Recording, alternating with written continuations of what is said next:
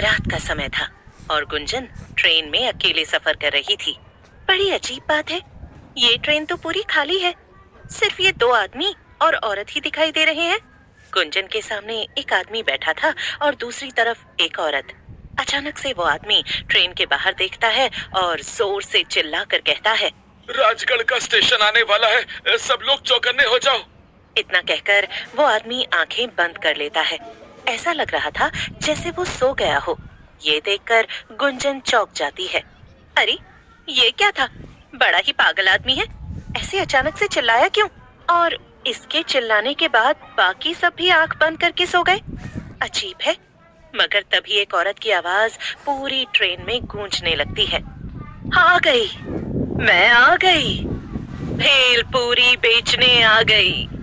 बोलो बोलो, किसे खानी है मेरी लाल लाल चटपटी भेलपूरी? अरे वाह, मुझे तो लगा ही नहीं था इतनी रात गए मुझे ट्रेन में कुछ खाने को मिलेगा। कब से भूख लगी थी, मगर अच्छा ही है ये भेलपूरी वाली आ गई। अभी पैसे निकाल लेती हूँ। गुंजन जैसे ही पर्स में से पैसे निकालने लगती है तो उसके सामने बैठा आदमी आंखें खोलते हुए गुस्से में कहता है, भेलपूरी वाली से कुछ मत लेना, वो भेलपूरी खिलाकर तुम्हें ट्रेन से उठा ले जाएगी। हाँ, भेलपूरी मत खरीदना। वाकई में बड़ा अजीब आदमी है, कैसी बहकी बहकी बातें कर रहा है। अरे मुझे भूख लगी है तो मैं भेलपूरी क्यों ना लूं? हाँ, बड़ा आया। तभी लंबा घूंघट डाले वो भेलपूरी बेचने वाली औरत वहां आ जाती है और गुंजन की सीट के सामने रुककर उससे कहती है, ओ दीदी, चटपटी मसालेदार भेलपूरी ले लियो, बड़ी मजेदार है। हाँ हाँ, मुझे लेनी है तुम्हारी भेलपूरी, मगर ये बताओ कि कितने की है एक प्लेट? अरे ले लो, पहले खा कर तो देखो, फिर बताएंगे दाम। अच्छा ये भी सही है, लाओ फिर खिलाओ। गुंजन औरत के हाथ से भेलपूरी ले लेती है और खाने लगती है। वाह, अरे वाह वाह, क्या भेलपूरी बनाई है, मजा ही आ गया। और ये पागल आदमी मुझसे कह रहा था कि मैं भेलपूरी ना खरीदूं। अच्छा अब बताओ इसके पैसे कितने हुए? लेकिन वो औरत कुछ नहीं कहती, उल्टा जोर जोर से डरावनी हंसी हंसने लगती है।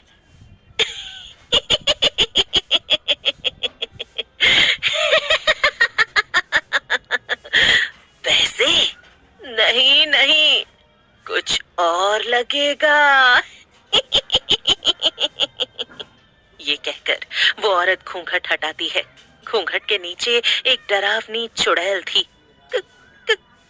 क्या? चुड़ैल? तुम तो एक चुड़ैल हो? हाँ, तो मैंने कब कहा कि मैं माधुरी दीक्षित हूँ? और इस भेलपूरी के बदले तो मैं तुझे लेकर जाऊंगी और खाऊंगी। उसके चले जाने के बाद ही वहां बैठे बाकी लोग आंखें खोलते हैं और ट्रेन के बाहर देखने लगते हैं।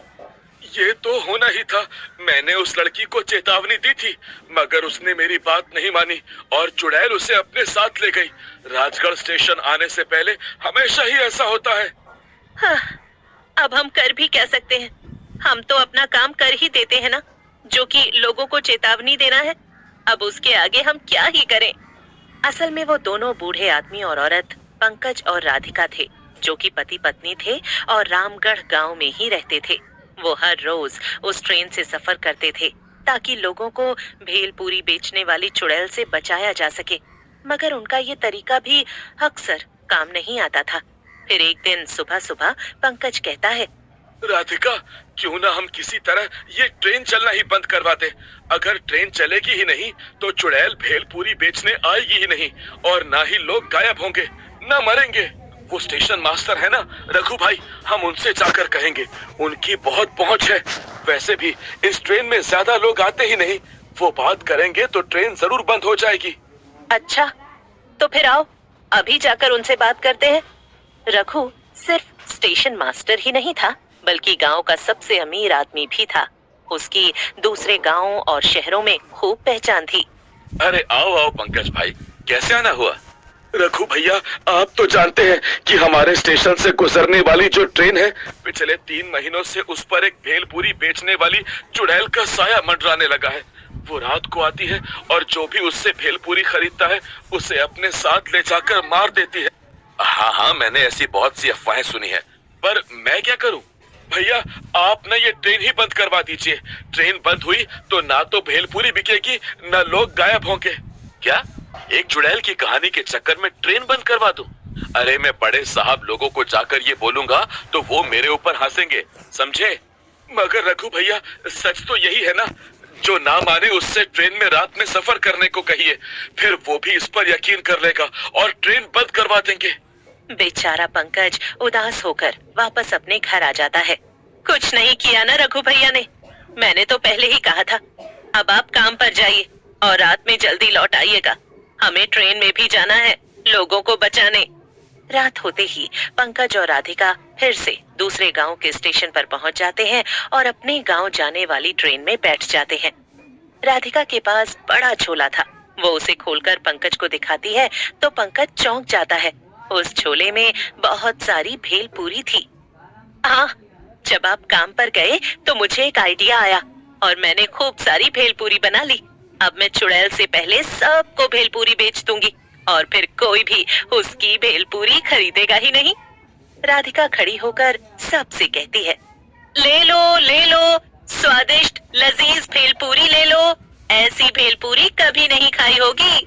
अच्छा, इतनी अच्छी है क्या? लाओ फिर जरा मुझे भी खिलाओ। ले लो जी, सब लोग लो, सिर्फ 10 रुपए की है। रामगढ़ का स्टेशन आते आते राधिका ट्रेन में बैठे सभी लोगों को भेलपूरी बेच देती है। हाँ, हो गया जी, अब तो आज इनमें से कोई भी और भेलपूरी नहीं खरीदने वाला। तभी पूरी ट्रेन में चुड़ैल की आवाज गूंजने लगती है। ले लो, खट्टी मीठी भेलपूरी ले लो। पंकज जोर से चिल्लाता है, रामगढ़ स्टेशन आने वाला है, कोई भी घूंघट वाली औरत से भेलपूरी मत लेना, सब आंख बंद करके सो जाओ। इतना कहकर पंकज और राधिका आंखें बंद करके बैठ जाते हैं, लेकिन वहां बैठे बाकी लोग ये देखकर दंग थे। अरे, ये दोनों आंखें बंद करके क्यों सो गए? भेलपूरी वाली ही तो आ रही है, कोई चुड़ैल थोड़ी है। हाँ। तभी घूंघट डाले चुड़ैल शीतल की सीट के सामने आकर खड़ी हो जाती है। ले लो, खट्टी मीठी भेलपूरी ले लो। एक बार खाओगे तो दोबारा कभी नहीं खा पाओगे। हैं? क्या मतलब? मेरा मतलब, एक बार मेरी भेलपूरी खाओगे तो दोबारा कहीं और से नहीं खाओगे। हाँ, वैसे तो हम पहले ही भेलपूरी खरीद चुके हैं, मगर तुम अपनी भेलपूरी की इतनी तारीफ कर रही हो तो खिला ही दो। हाँ, लीजिए ना। लेकिन चुड़ैल शीतल को भेलपूरी देती इससे पहले ही राधिका बीच में बोल पड़ती है, नहीं, इसकी भेलपूरी मत लो, ये एक चुड़ैल है, ये तुम्हें ले जाएगी। क्या? कुछ भी? मैं सच कह रही हूँ, तुमने भेलपूरी खाई तो ये तुम्हें ले जाएगी। अच्छा, मगर मैंने तो तुम्हारी भेलपूरी भी खाई थी, तुम तो मुझे चुड़ैल बनकर अपने साथ नहीं ले गई। देखो, मैं तुम्हें चेतावनी दे रही हूँ, इसे मत खाना।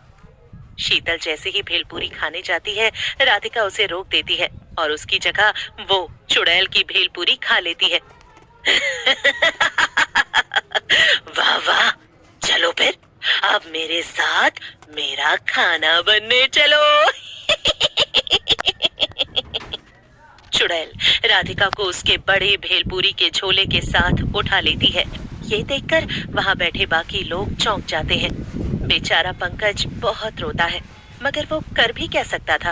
अब तो उसके पास एक ही काम था और वो था अकेले ही लोगों को बचाना।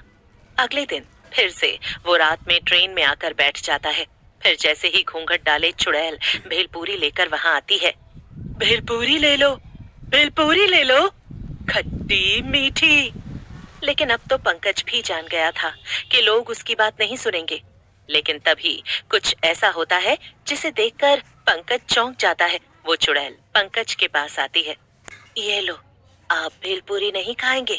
पंकज कुछ कहता उससे पहले ही चुड़ैल उसे भेलपूरी खिला देती है और भेलपूरी खाकर पंकज सब समझ जाता है। यानी तुम वो चुड़ैल नहीं बल्कि राधिका हो? हाँ, लेकिन अब मैं एक चुड़ैल बन चुकी हूँ और जब मैं चुड़ैल बनी तो मैंने उस दुष्ट चुड़ैल को हराकर खत्म कर दिया। और उसकी जगह ले ली।